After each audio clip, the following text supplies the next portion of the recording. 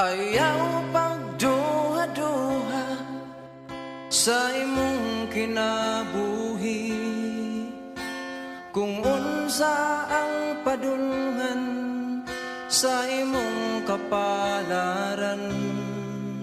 Si Jesus mo uban sa malisod nga mga dalan, sa bukto niya agakon o sapnayon.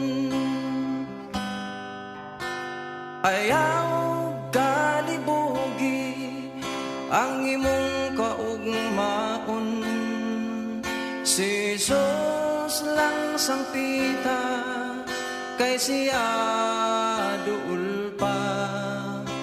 Siya mati nagdanon og malo